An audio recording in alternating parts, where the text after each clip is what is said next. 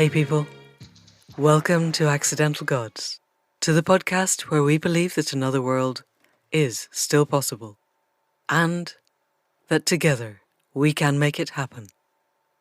I'm Amanda Scott, your host at this place on the web where art meets activism, politics meets philosophy, and science meets spirituality, all in the service of conscious evolution.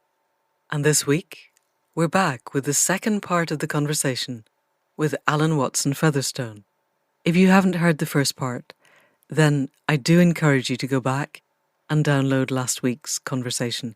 This one will stand alone, but it will make more sense if it's linked up to the first part. So for the rest of you, you already know that Alan is an ecologist, a nature photographer, an inspirational speaker, and founder of the astonishing charity Trees for Life. So without any more interruption, people of the podcast, please welcome Alan Watson Featherstone. So Alan, welcome back to part 2 of our 2-part podcast. When we left, you were just about to head off to Oroville. So let's pick up the story from there. Okay, thanks, Manda. Good to be back here again. And yes, in 1985, I went to the community of Oroville in India. Oroville is in some ways a sister community to Findhorn. It was founded as an intentional spiritual community with the purpose of being a living laboratory for human evolution.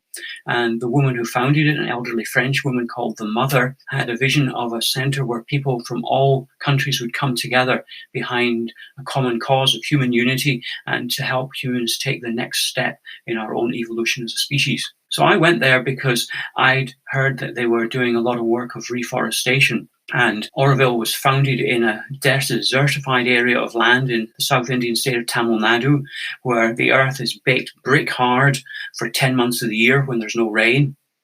And then they have monsoon for 2 months. And that rain, in the absence of vegetation, which had all been deforested, had taken away all the topsoil. So you had this brick hard earth and gouged out with these canyons where all the water had flowed away. So the people had planted 2 million trees by the time I got there. They'd put little mounds around the contours of their fields to catch the monsoon rain. And the trees they'd planted had provided a bit of shelter and shade. Birds had come and brought in seeds, and the whole process of healing the earth was well advanced. And because it's the tropics, things grow quickly. I walked there in a forest that was 2 years old, and the trees were 15 feet tall, 5 meters tall. Wow. And birds were coming back, and all the life was there. And it was like this miracle to see. Yeah. And I thought, my goodness, if they can do this in India, one of the poorest countries, with no rain for 10 months of the year, no soil, we can do this in Scotland, because I'd already felt this calling to help this forest in Scotland. And in Scotland, we've got plenty of rain, we've still got some soil, so we're at a much better starting point. So that was a real breakthrough and revelation for me. And what it did was, after having worked in the educational programs of the foundation at Findhorn, reconnecting deeply with nature, this is where my heart really is. This is what I need to make the center of my life. The education work is really good, but it's not what I really want to be doing. So after that time in Oroville, I came back to Findhorn and I moved out of education, although I ended up organizing a big conference with some other people, but I was the main organizer, on the state of the environment in 1986. And that was the year of the Chernobyl nuclear accident. So the environment was really up in public awareness. And the event, it wasn't really a conference, we called it a gathering. We only had 5 speakers during the week, and it was designed to do what Findhorn does best, which is offer a transformative experience. So we had 5 speakers, inspiring people, but the centerpiece of the week was what we called Transformation Day, on the middle day, the Wednesday. And there were no speeches that day. Instead, there were in-depth day-long workshops, things like fire walking, sweat lodge, native Aboriginal Australian traditional rituals, despair and empowerment work, and a deep workshop on healing the male and female divide. And people had a choice to do one of those. And the idea was that it would help make them a personal shift. And the final day, the conference, the event was called One Earth, a Call to Action. I think many people felt that on the final session, there was going to be some blueprint unrolled as the call to action. This is what we want everybody to governments to do. In fact, the final session was an open space in which we invited anybody who felt moved to stand up in front of the 300 participants and make a personal commitment to do something positive for the planet as a result of their experience that week. So some people got up and said, I'm going to dig up my lawn and grow organic vegetables for myself, or I'm going to, not use plastic. When it came my turn, and it was voluntary, people didn't have to do it. Some people did, some didn't. But when I felt moved to speak, I stood up and said, I commit myself to launch a project to restore the Caledonian forest in the Highlands of Scotland. Wow. I'd been going out there since 1979. I'd seen Glen Affric, which reminded me of Canada. It was like I never knew there was a bit of Canada in Scotland, with old trees covered in moss and lichens, tumbling waterfalls, and water, and lochs and rivers and mountains. And, it was a far cry from what I knew of most of Scotland as bare, treeless landscapes. But I'd also seen the old forest was dying. The trees were all old and they were dying of old age and not being replaced by any new ones, except in one place where a visionary man had put up a fence in the 1960s to keep deer out, to stop them eating the baby trees. And the forest had come right back. And I'd seen this and I'd kept thinking, well, why are they not fencing off the other areas there? Why is nobody doing this? The rest of the forest is just dying off. Why is the Forestry Commission not doing it? They own the land. Why is the Government Conservation Agency? That's their job, to protect nature. Why are they not doing anything about this? And when I saw these old trees and these overbrowsed seedlings, there were lots of seedlings and they were just getting chewed down to nothing and dying. And I felt this land was calling out for help. I felt, there was no message, but the feeling I got was, help. We're dying off. We can't do anything. We need somebody to help. So I'd felt this for a while, and it slowly begun to dawn on me that I saw the problem. And again, paying attention to the messages, to the feedback that the universe provides that I talked about in the first part of this podcast, it was like, it began to dawn on me, well, I see the problem. I feel the pain of this land. Maybe I need to do something about it. So in this conference in 1986, I stood there in front of 300 people and said, I'm going to launch this project to restore this forest. And it was a really audacious thing to do at the time because I had no training in forestry or ecology. My university degree, which was meaningless by that time, was in electronics. I had no skill to do it. I had no access to land. I had no resources to put into it.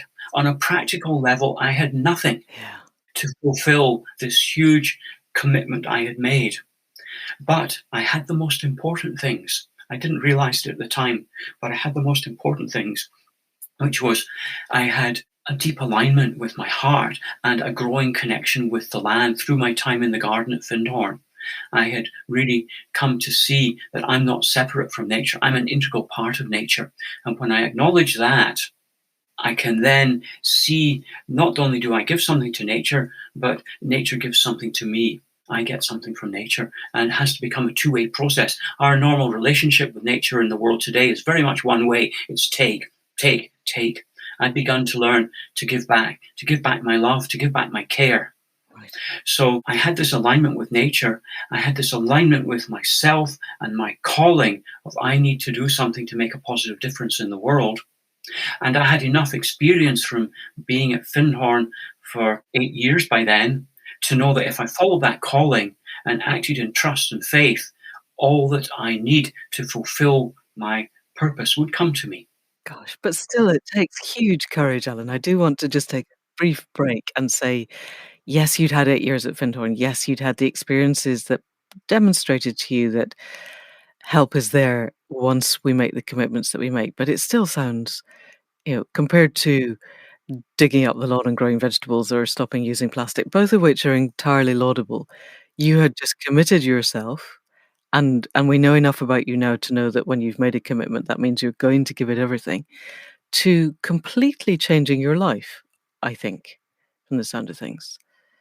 Changing the focus, changing what you were doing, changing how you were doing it. Well, I didn't see it at that time. I saw it as a next step. Okay. And it unfolded gradually. So after that, some people came up afterwards and said, that's great, really inspired by what you said. How can I help?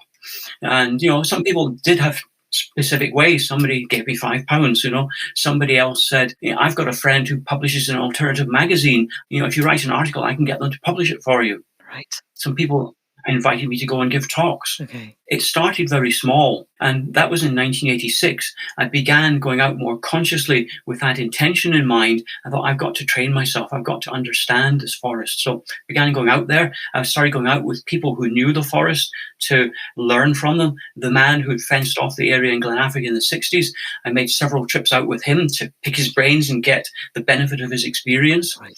And I began to absorb and make contacts. But it took 3 years before any practical action could happen, because I had to learn from myself what to do. I had to make contacts. I had to raise money. And it was another year, almost another year before any significant work took place. And in 1990, I'd raised enough money to pay for a fence. And I'd found a partner in the Forestry Commission, quite surprisingly. They owned this good remnant in Glenafric, but their budget had been cut in the years of the Thatcher government, and they were being pushed to generate, a profit, and their conservation budget had been slashed. So the man in charge of that area at the time was a relatively young man, and I think he must have gone out on a limb, because here I was, this long-haired, bearded, sort of alternative-looking character, living in an intentional spiritual community with no experience in forestry, wanting to engage in a partnership with the Forestry Commission, the professionals, the government agency. And he said yes. It was a miracle. Did you ever get a chance to talk to him about why?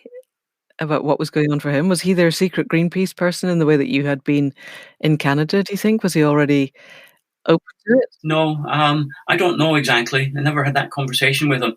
He left a couple of years later. He was actually one of these Christian special denominations. He became sort of involved with them. He went to the Comoro Islands partly in a missionary type role. So he had his own spiritual path. Interesting. Anyway, he said yes, and? Yeah, he said yes. And we put up this fence in 1990. At the time, the Findhorn community had a very good PR lady, and she was very keen to promote this, to raise the profile of Findhorn. And she'd been a professional PR person before she came here. She said, this is a great opportunity to get some media coverage. So we found out that David Bellamy, who then was kind of the equivalent today of Chris Packham, or somebody like that, or even David Attenborough, he was all over the media. He was the big media star. He was coming to Inverness to give a lecture, and we managed to get in touch with him and said, could you come and close the gate on this 50-hectare, 125-acre area to keep deer out so the Caledonian forest can regenerate? And he said, well, I've got a 2-hour gap in my schedule.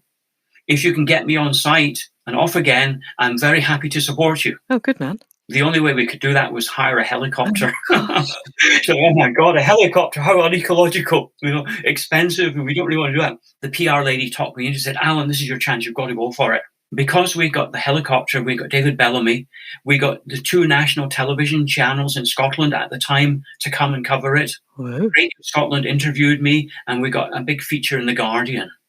And that was the stepping off point, because up till then it had been me with a few volunteers helping, and I had a different job in the community at the time. I was doing this in my spare time, basically. Up till then it was an idea, and then suddenly it became incarnated in reality. Yeah, and then life changes. Spirit came into physical form on Earth. Okay.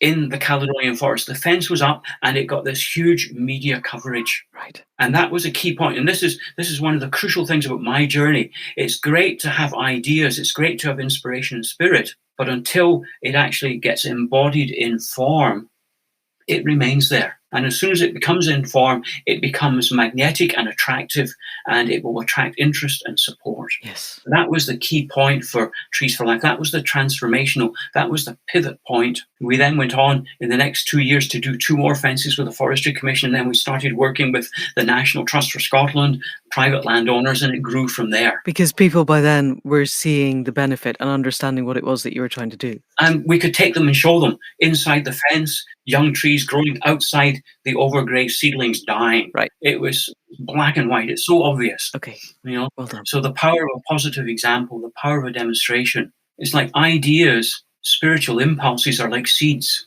And if you've got a seed in a packet on your shelf, it's a seed. Right. and it remains a seed until it's put in the soil. Right. So if you take a spiritual idea, you take an impulse, an inspiration, you can have it there and it will stay there. But when you actually put it into physical form and you start to feed it with your energy, it takes root and it grows. And the idea of Trees for Life, it took almost 4 years to take root. And I was impatient in those early days. I wanted it all to happen now. Yes. And I had to learn patience. Right. But that time was actually the project, the idea taking root, putting its roots down. Yeah. And when a tree seed germinates, the first growth is not, something coming up above ground. It's the root tendrils going down. Yes. So that was it. And the first visible sign was, the first significant visible sign was this fence going up. Then people can see it and it's visible, it's manifest.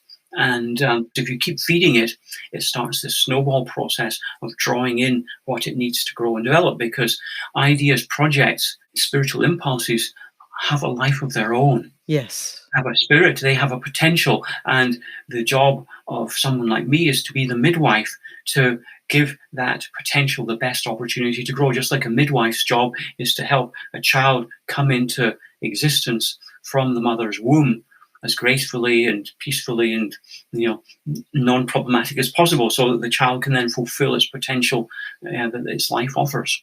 Most midwives bring the child into existence and then move on to another one. You stayed with Trees for Life for a long time. Tell us about how that impacted your sense of who you were in the world.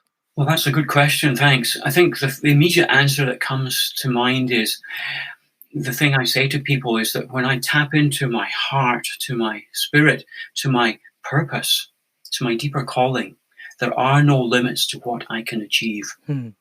There are no external limits. Right. The only limits are those voices that are inside me that I haven't cast off from my upbringing. Right. Still. I've never done this before. Okay. Yeah. What would my parents think? Yeah. I'm not good enough. I don't have enough money or resources or training or skill or whatever. Yeah. Those are all the things that hold many people back, I think. And my journey of self-discovery, of discovering my personal power, is that it is unlimited, because that personal power is the essential underlying essence of the universe. Spirit, all that is, call it what you like, the ocean of being from which we all spring. And we all have access to that. And the key to it is listening to our hearts. And then the second step, hearing the message of our hearts, and then it is opening the heart as fully as possible to allow as much of that to come through. Right. So when I started Trees for Life, I started it with nothing. I said, I had nothing on a physical level, but I had this inner alignment. So it then became a question of how open and willing am I able to go? Right. So Trees for Life grew. We began engaging volunteers very early on. It was all volunteers initially, including myself. And we then started running these week-long volunteer projects, which I was able to use my experience from Findhorn education programs. I translated that into working in the forest. And whereas at Findhorn, they do lots of group activities like circle dancing and that type of thing to bond the group. At Trees for Life, we planted trees together. Yay. We lived in one bothy together. We cooked together, and the group bonding happened. And then people planted trees. Yes. And they surveyed, and they took down old fences, and they worked together in all the elements. I remember some days people getting blown over by the wind. It was so strong. Wow. Horizontal snow. Yeah. Say to people, we can take off, we can stop now, we can go back. No, we want to continue. Oh, yeah. And that's the most memorable thing, because they were doing something out with their ordinary experience. Right. They were serving a bigger vision. So through all this, people got touched. We started a training program to train people to lead the weeks.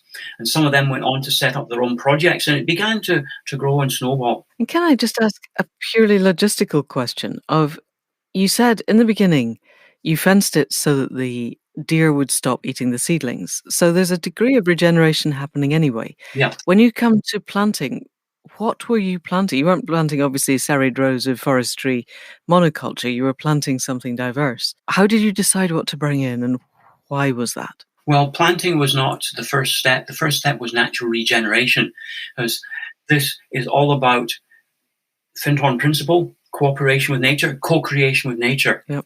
What does nature want to do? Well, if nature was left to her own devices, the highlands would be largely forested. Not everywhere, but most places. Yep. That's what happened 10,000 years ago, because in the previous ice age, the whole country was covered by ice. And when the temperature warmed up, there was no forestry commission or trees for life or anybody to plant trees. They came back by themselves.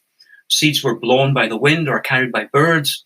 And that's exactly what would happen. Right. Now, in much of Scotland today, if we took the deer and sheep away, that would happen in some places where there's a seed source. But in many parts, there's no nearby seed source. The nearest living tree might be miles away. So regeneration would be slow to occur. So we started with regeneration around the existing remnants, because one of the principles of what does nature want to do? Bring back the forest. Okay, where is there a forest? That's the easiest place to start, because there's already the foundation for it there. And the fungi are there, and all the other species, the insects, they're all there waiting to expand. Yeah. So start with regeneration.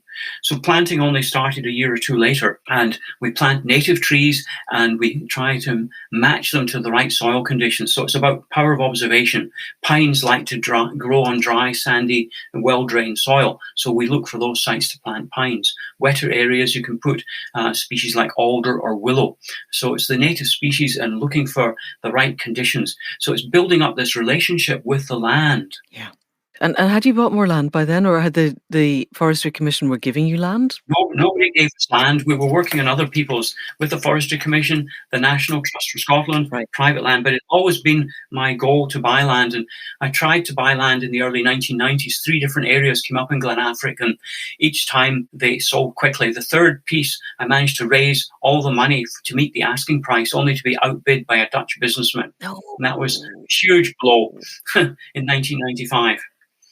So years went by, the charity grew, still wanted to buy land. And in 2004, I received an email, and it was one of those emails, I thought it was, a scam.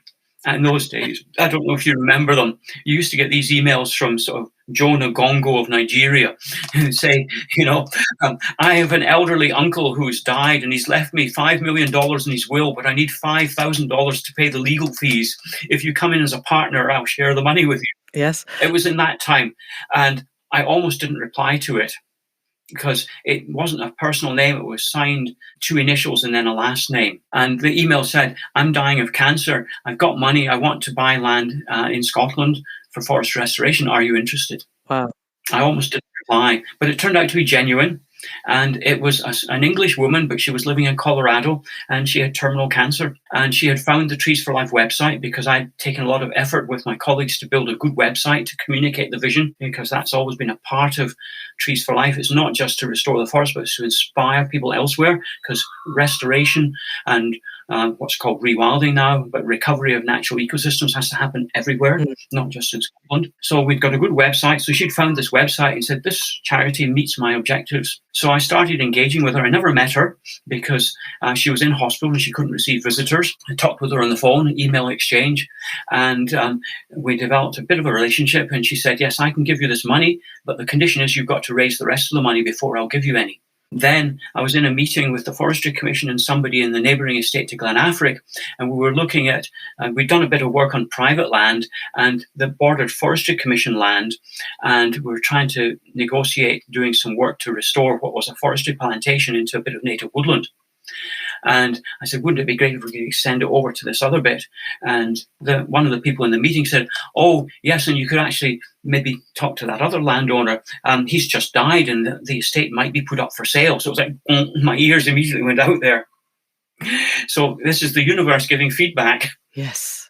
So I started following this up and found out this land was up for sale. The man had died without leaving a will, and Italian man. So pursued it, and we managed to negotiate a purchase price, 1.65 million. Wow. And this woman in the States, she ended up giving us 900,000. We had to raise the rest of the money, which we managed to do. Goodness. So Trees for Life took ownership of 10,000 acres of land in 2008. So this is what I was talking earlier about.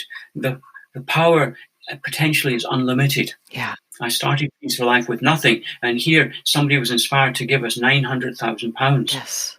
A charitable trust gave us 365,000. Two individuals who I had no idea, they were just people on our database, they gave us £100,000 each. Wow. So put out a clear vision, sound a positive note, and if you've got a track record that people can see and see that it's worthwhile, they will respond. The universe responds to positivity. Yeah, provided you are following your heart's path. Yeah, so that was a big turning point for Trees for Life, because up till then, we've been working in partnership with other landowners, which is good, and it's good to have partnerships, but we were always necessarily constrained.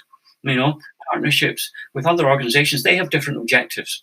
The Forestry Commission's main objective is to grow timber, and yes, they want to conserve forests and native forests where they can, but primarily they're involved with growing timber. And because they're a government body, they're not allowed to be radical and say, we would talk about, we want wolves back. The Forestry Commission can't make a statement like that. Right. But we were always having to compromise. So having our own land meant we could really put our vision into practice. Yes.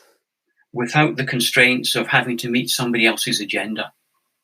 And that, of course, was another key point. And of course, it transformed the organization too, because instead of just being a charity, and we were now a landowner as a charity, we had no voice in deer management, for example, because that is the realm of landowners. Suddenly we had a voice in deer management, and we could actually speak, and we had to be viewed as an equal landowner, not just as a charity that was coming at landowners with a different agenda. So it was a transformative experience. So the charity grew, and by the time I left, it had a turnover of about £1 million a year, and a staff of I think 20 or 21 people. So remember, that started from nothing. Yeah, from you standing up in front of 300 people and making a commitment. And the charity is still going now. It's still growing. It's got more staff. It's engaged in a lot of other aspects of rewilding now, and it's one of the key members of the Scottish Rewilding Alliance. And yeah, there's lots of good things going on there. It seems to me, as a former Scot or an expatriate Scot living in England, that the Scottish government gets things like this in ways that the current English administration doesn't. Is that fair? Is the government supportive of rewilding, of restoring the forests, of bringing back wolves, things like that? Or are you constantly fighting against a bureaucracy that doesn't get it? Well, the truth is somewhere in between. I think we are a little bit better developed in Scotland, but we're still a long way from the government getting rewilding. Darn. The government has tree planting targets, okay, partly to address climate change, but most of that, the thinking is still, we need more timber plantations. We need more forests that are there for human use. Right. They do have support schemes. There are good grant schemes. Trees for Life has used them, and other organizations use them for tree planting, but they're all still based on forestry principles. So they've got tree density figures that come from a forestry background, a commercial forestry background. Right. And at Trees for Life, for example, we were saying it's not just, the trees that grow well in the valley bottoms. We need to be talking about the montane scrub that grows at the tree line. So it's been a huge campaign that Trees for Life has been involved in with other organizations to try and get funding for that. Okay. And there's tiny, tiny little bits of funding for it. Right. But that's a crucial area. That's the edge. And ecologically, edges are the most important zones where one ecosystem meets another. Yes. That's where you get your species richness. Yes. So, yes, it's taken some steps in the right direction, but it's still a long way from being a government that fully is based on ecological principles. It's still driven, as all governments are, by economic principles first. And ecology is a nice add-on, and we'll do it where we can. And we can do a bit more. But it's not the radical transformation that is required. And to give you an example, you talked about wolves. Well, as you may know, Scotland has had a beaver reintroduction project that took place from 2009 to 2014. I went on a beaver study tour to Brittany in 1996 to look at a beaver reintroduction site there, because I've always advocated the return of these species. So beavers were finally accepted as a native species in Scotland after the trial ended. But the government has said, they've stamped down completely on unofficial beaver reintroductions, and they're not allowing further translocations of beavers in Scotland at the moment because of pressure from landowners. In Tayside, where beavers arrived of their own accord, nothing to do with Trees for Life, but the beavers got into Tay. It's not the official trial, and they've expanded, and there's been some problems with farmers with some of their fields getting flooded, and I can have empathy with farmers, but they've kicked up a big fuss, put pressure on the Scottish Government, and the Scottish Government said, because of these issues, we're not going to allow beavers anywhere else. They can get there under their own accord, Right. but we're not going to allow translocations. So beavers will be getting shot, although it's officially a protected species. 87 were shot in a period of 6 months. It's supposed to be the last resort, but in fact, they're giving these licenses out. So Trees for Life is actually taking the Scottish Conservation Agency, Nature Scot, to court as we speak, Right. to challenge them on this, because shooting beavers should be a last resort. There's lots of landowners and areas in Scotland who would like beavers, who would benefit from beavers, and it's being blocked. Right. Crazy. So that shows how much work still has to be done. We've got a long way to go. Yes, and a long way of educating people that the work that beavers do in the end is beneficial to the totality of the environment, and the fact that a field may flood once or twice is not necessarily a catastrophe. And it is clearly if you've got your wheat crop or something on it. But, alrighty, that's a whole different conversation. Let's not get lost down that rabbit hole. It's too distressing. So let's come back to you and Trees for Life. And you said that you had left 3.5 years ago. So where are you now? And where has the learning of Trees for Life taken you? Because I'm guessing that it was such a core part of your life for such a long time that, again, a lot of courage and a lot of resilience is needed to reinvent yourself into a new Alan Watson Featherstone. Where are you now? Yeah, well, thanks. That's a great question. I'm still on my journey, and I want to take that journey back to that point I mentioned in the first part of this podcast, where I talked about my sort of mini enlightenment experience of knowing there was a purpose to life, but not knowing what it was. Right. So over the years at Findhorn, and as I was working with Trees for Life, my life purpose became clear to me. And that life purpose has two aspects. One is a personal aspect, and the personal aspect is that I need to explore, discover, learn who I truly am. Who is my true self? Not the little self, not the ego, not the personality, but the spiritual self, my core. Right. And I need to embody that and allow that inner part of me to express in the world. I need to become visible. Right. I need to be seen for who I am. Not for what I do, not just for Trees for Life or the house I live in or the community I live in or the friends I have or anything like that or my life values, but who am I? Who is this spark, this fragment of all that is, this aspect of the divine, of the ocean, vast ocean of being that has come alive in the late 20th century and early 21st century in this particular body? How do I express that inner connection with all that is, with spirit? So that's one aspect of my life purpose. That's the personal aspect. And then there is what I call the transpersonal, which is this thing of service, this altruistic part that I sort of been aware of since I was a teenager, at least. And for me, that has clarified that that is specific to helping to heal and transform the relationship between humans and the rest of nature. And that has taken different forms over the years. So it took the form of working in the vegetable garden at Cluny for a while. It took the form of, setting up the recycling project. It took the form of Trees for Life. It now takes the form of my own vegetable garden. And it's had expression for a while in something I initiated in the late 90s and worked as part of Trees for Life called Restoring the Earth, which was a hugely ambitious project to have the 21st century declared the century of restoring the earth. And that the purpose that unites all humanity, we've never had a purpose that unites all humanity, but that purpose would become helping the earth recover, helping the earth to heal. And it needs to be at least a century long. But it would take the example of Trees for Life and other similar projects and say, we need to do this all over the planet.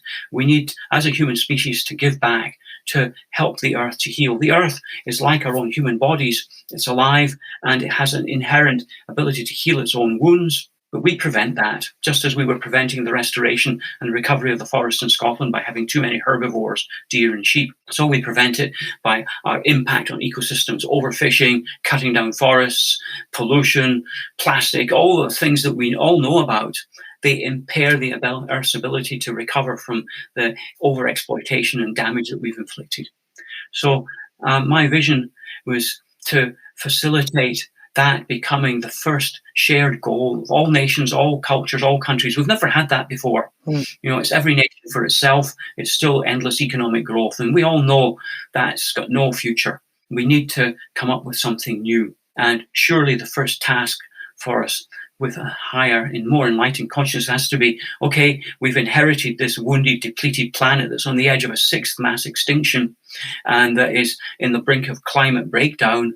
We need to take stock and do what we can to help heal those wounds, to help the earth get back into balance, vitality, diversity again. So that is part of my work of helping to transform the human relationship with nature. So nowadays, I do quite a bit of public speaking.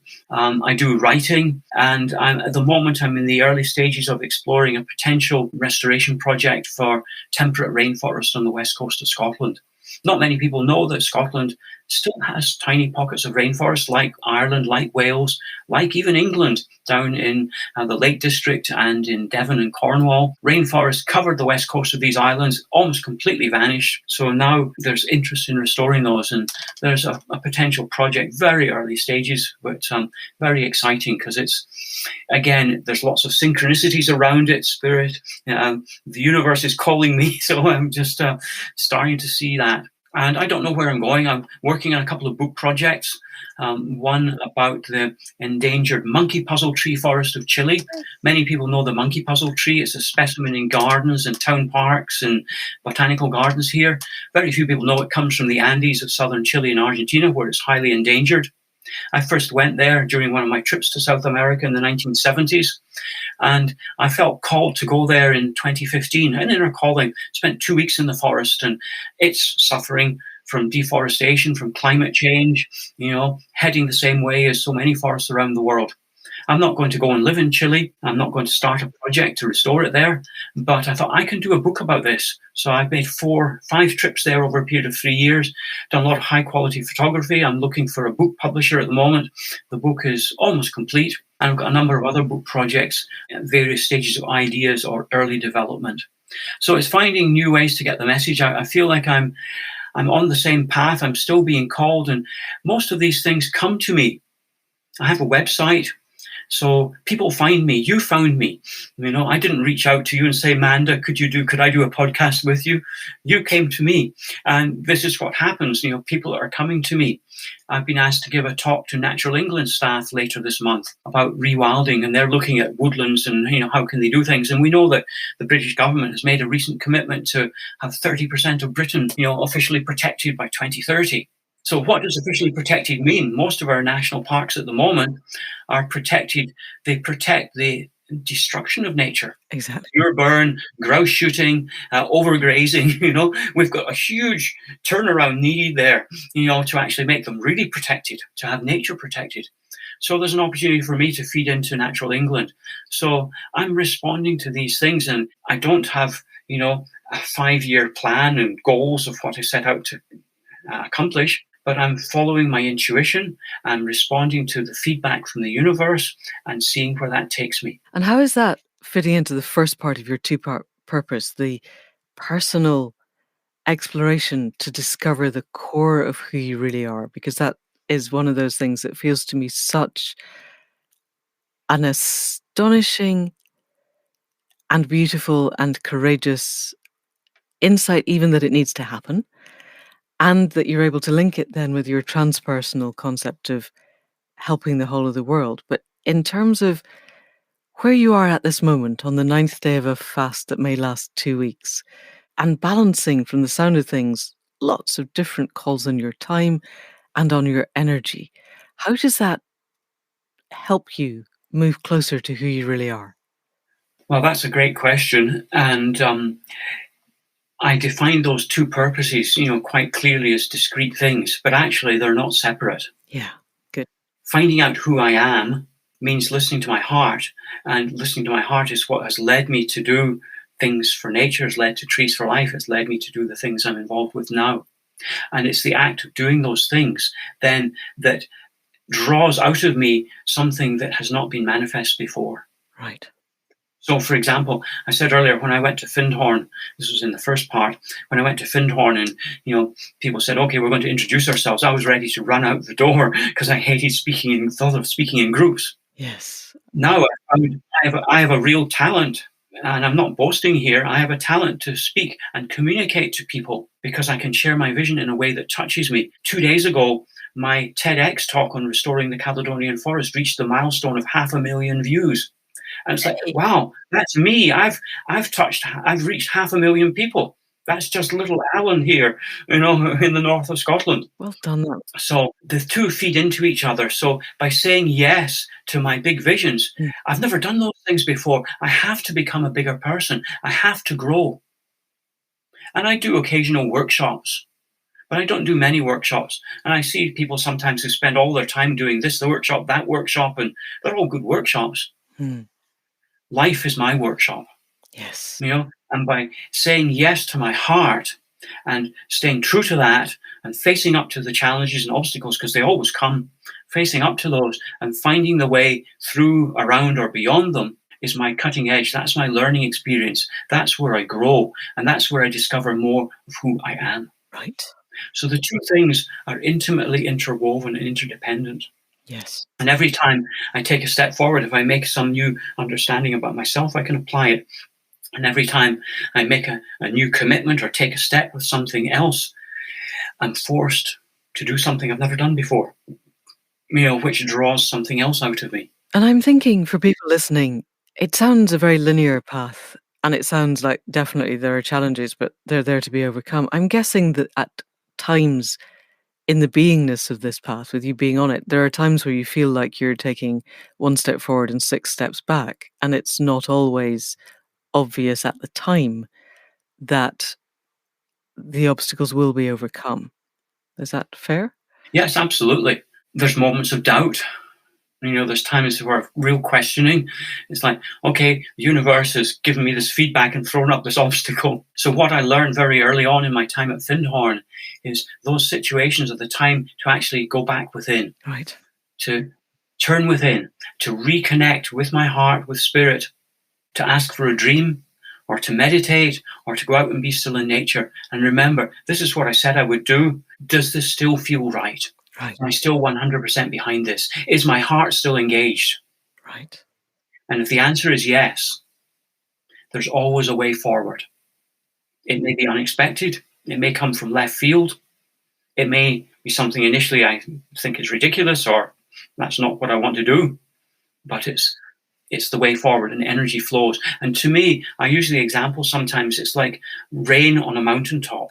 If rain falls on a mountaintop, it falls and it percolates into the soil, and gravity pulls it downwards, and it will pull it into a little stream, or a burn, as we say in Scotland, and it'll flow down on its way to a loch, or to the sea, or to the ocean.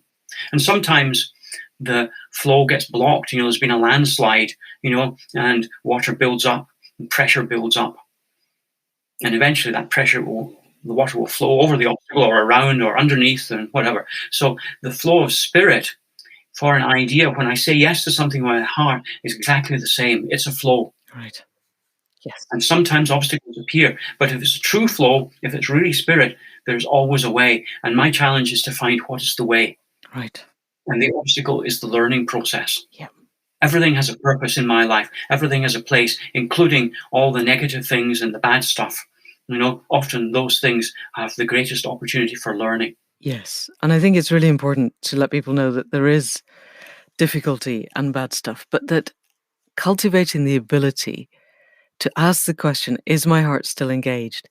And know when we've heard the true answer to that seems to me at the heart of what you're doing and who you are, and the astonishing things that you've achieved and lived through in a way of living that you are walking your talk every moment of your day. But that requires knowing how to do that in the first place, which is still quite a learned skill.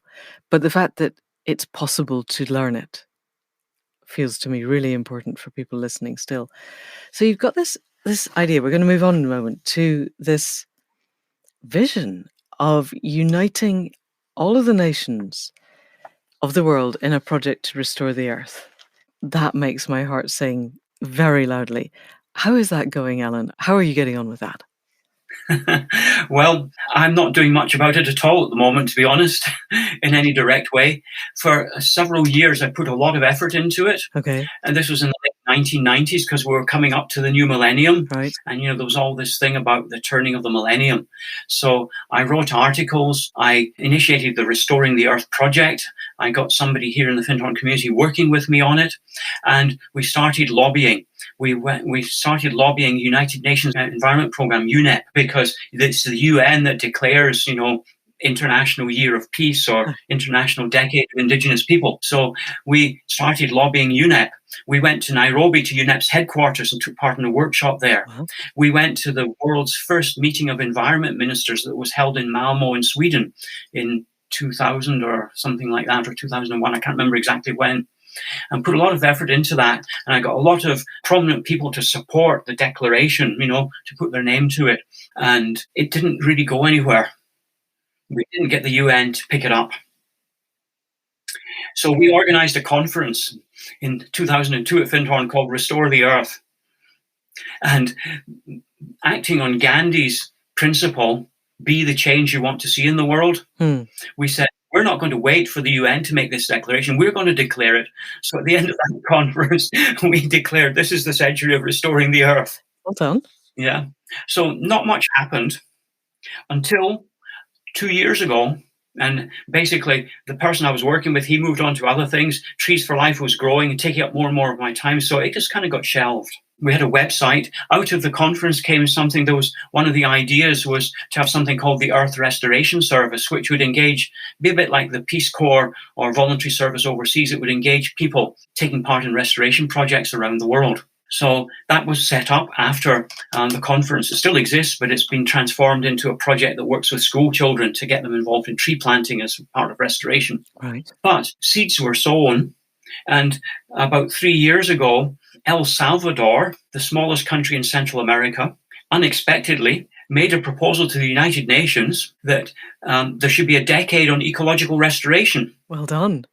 Yay. Now, I have had no contact with El Salvador. I traveled through it briefly in 1975, but a seed was sown and that country's picked it up. And that proposal to the UN was accepted. And as you may know, the years 2021 to 2030 now is the UN decade on ecological restoration. It's not a century, but it's a start. It's a decade. Yeah. So this highlights one of the other things I've learned. Everything is interconnected. Humans, despite our illusions that we're separate, we're part of the web of life. And when we consciously engage with it and when we nourish the web, unexpected things happen. Energy flows and pops up in unusual places.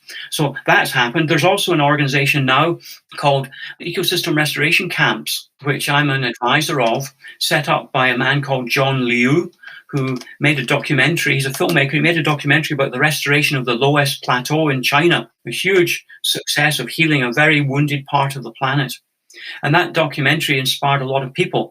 And he's now set up this organization called Ecosystem Restoration Camps, which is setting up camps around the world where people can go and volunteer to restore degraded ecosystems. Fantastic. So these things are happening. Now, I sowed a seed, and other people maybe have had similar ideas because many people feel the pain of the planet and feel called to act. Restoration projects have sprung up spontaneously in many parts of the world. And there's a big organization in the US called the Society for Ecological Restoration. And now we've got Rewilding Europe, we've got Rewilding Britain. It's really, there's a grassroots movement that is spreading and touching people. I sowed a seed and it's taken on a life of its own, literally. And, it's great to see it and see what's happening with it. Yeah, I just looked up, I just Googled Restore the Earth and I got to restoretheearth.org, which is an American 501c. But they've got Coca-Cola and Veolia and various people as their partners and Shell, bizarrely enough. So it's, the idea, you sow the seed, the idea is out there. Yeah. So we're running to the end of our second hour. You said way back, halfway through podcast number 1, that Findhorn had 3 working principles, one of which was that work is love in action. I'm just very curious to know what the other 2 are. I'm sure I could look it up, but can you tell us? One is deep inner listening. Okay. And the second one is co-creation with nature, which I talked about. Yes, you did. Yes. And then the third one is work is love in action. Yep. That everything we do should be done as an expression of our hearts. And if you think about it, that one there, if that was applied universally, the world would be a totally different place. It would, wouldn't it? Yeah. A lot of the bad stuff would just fall away overnight. How many people do a job their heart is not in? Yes. I did that when I worked for this exploration company, for the mining companies. My heart wasn't in it, but I was doing it because it paid well. How many people are in that situation? Because in those days, I was still operating on the old thinking that my sense of well-being and security depends on money. And most of the world is based on that illusion at the moment. It is an illusion. Money is an abstract concept. It used to be gold coins, then it became paper bills. Now it's digits in a computer. You know, and that's all. Yes. You know, and it gets manipulated. My true security has nothing to do with that, and it also doesn't have to do with other physical things. You know, it has to do with how aligned am I with my heart, and how much of my spirit is alive in my life each day. And what I wanted to do, and as we're drawing to a close, this is maybe a good thing to bring in at the end, is talk about power. Yes, please do. And two forms of power. I've been talking about finding my personal power, you know, starting Trees for Life with nothing, and look at it today. You know, that's my power. What is that power? It's the power from within. It's the power of spirit. It's the power of the universe. And that power is very different to most expressions of power in the world today, because that is the old form of power that we experience. It's the power over. So it's power of the rich over the poor.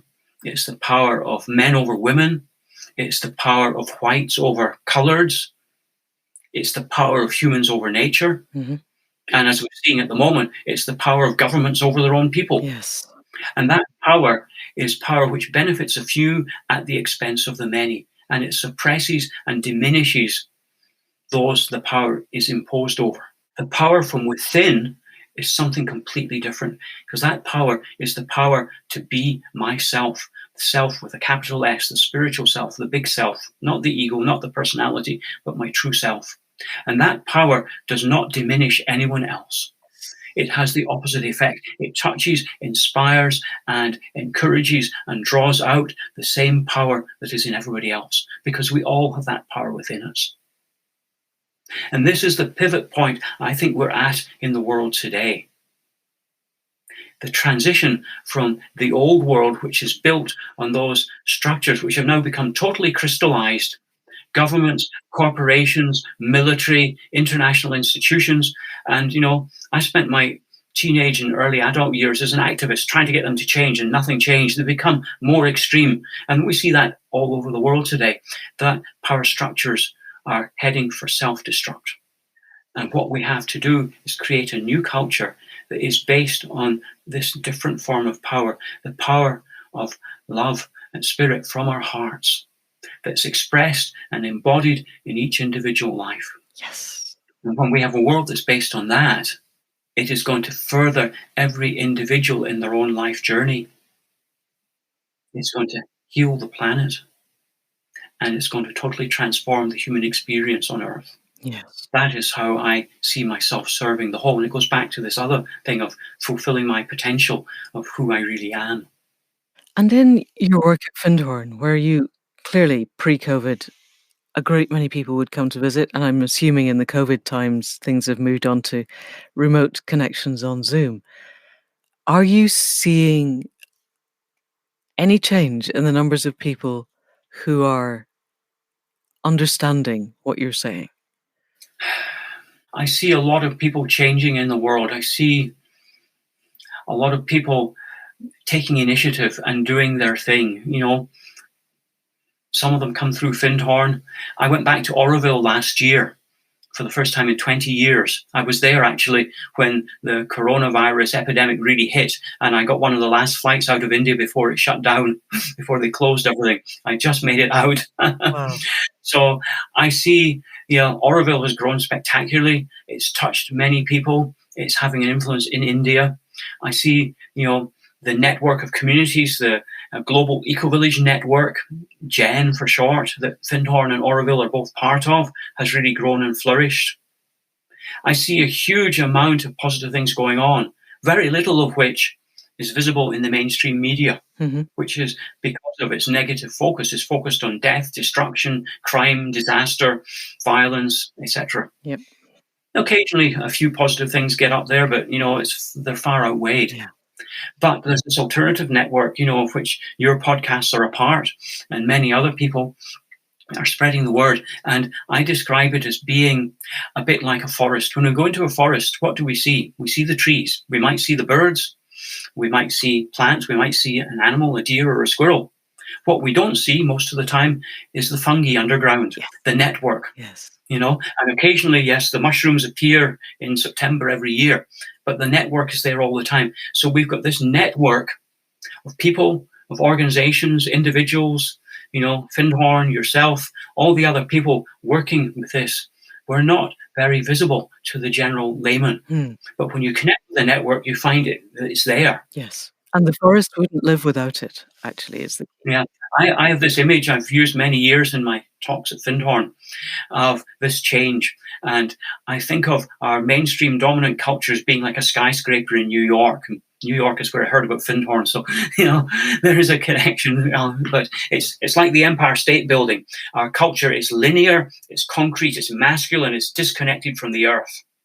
That's how I see our mainstream culture. And it's old and it's beginning to crumble. And there are cracks in the culture now. There are cracks in the Empire State Building in my image in the skyscraper. And if you look at the cracks, you can see, well, there's a little green there. There's a bit of a weed growing in the cracks, And over time, the image progresses and the cracks get a bit bigger. And you see, actually, it's not a weed, it's a leaf. And the leaf is attached to a twig. And there's another leaf, in another crack nearby. And over time, the image progresses from being this building with cracks in it with a few leaves appearing to one day we see it with a different eye. And it's suddenly, through a gradual change, there's a tree with the walls of the Empire State Building hanging off its branches. Yes. And it's like, oh, yes, I can see this change. It's been underway for a while, but it's only now just reached that critical point. And that is where I think we're approaching on the planet today. The dominant culture is the Empire State Building, and the alternative things, is the tree growing inside it, which has a leaf at Findhorn, a leaf at Oroville, a leaf at Accidental Gods, podcasts, and your local health food shop and meditation class, and permaculture, and all those other things that are pioneering the new way to be in the world. Yes. That respects nature, that respects each individual contribution. Yes, and allows people and the planet to flourish. Yeah, exactly. And, we're approaching that point. And the question is, are there enough of us engaged in that other to make it strong enough that the tree will support itself and it won't be dragged down by the falling walls of the skyscraper? But every person who makes a commitment to listen to their heart and follow it is part of the tree. Exactly. And the tree will not become fully itself and reach its full potential until everybody lives their part of it, puts their piece into place. What is it? And that's the thing I would say to your listeners. If you're wondering what to do, ask yourself this question. If there were no obstacles in the world, if there were no problems, no limitations, what would you be doing? Because that's exactly what you should be doing right now. Yes. That is a perfect place to stop. Thank you so much, Alan, for your wisdom and the gift of your time and your clarity. And for that, for everybody listening, just that question. Ask it of yourselves and do whatever arises as the answer. That is brilliant. All right, we will stop there. Thank you. So that's it for the second part of this conversation. With enormous thanks to Alan for expressing so clearly the core of what it is that we need to do at this time, in this place, in this world, with our lives, I cannot think of a better time to ask yourself that question. What is it that I would do if there were no constraints? None. What is it that only I can do? That I can do better than anybody else, and that will make my heart sing? And then go and do it, because the world is changing so fast, and there are no second chances. It is a huge cliche that life is not a dress rehearsal, but it is true. And we are in a world where everything is in flux. And the more of us that can be part of that tree that is part of the Empire State Building while the rest crumbles, the more chance we have of a generative future not just for us, but, as Rupert Reed said a couple of weeks ago, for all future generations. We are needed to be the best that we can be, here and now. And Alan has told us how to do it. And if you weren't able to be part of the gathering that we held last Saturday, then I am giving serious thought to running a similar course for probably an hour and a half, probably on a Wednesday evening UK time, starting probably in the summer. I'm not sure exactly when, but I will put up details on the events page of the website, which is accidentalgods.life. If you think that's something you'd like to come along to, if you think it would be useful, if you want to have any input to that, the email address is Manda, that's with an M, ANDA, at accidentalgods.life. Accidental Gods, all one word, all lowercase. So that's it for now, and we will be back, as ever, next week with another conversation. In the meantime, also, as ever, enormous thanks to Caro C for stellar sound production and for the music at the head and foot. Thanks to Faith for the website and doing all of the tech stuff behind the scenes. I really am grateful. And thanks to you for listening. If you would like to support us, we have a Patreon page. If you would like to join the membership and find out more about what we think it will take to bring us to the point of conscious evolution and have all the meditations and visualizations and webinars and Zooms that support it, then head to the membership page. And if you know of anybody else who would like to be active in being part of the generative dance of the world, then send them the link to this podcast. And that's it for now. See you next week. Thank you. And goodbye.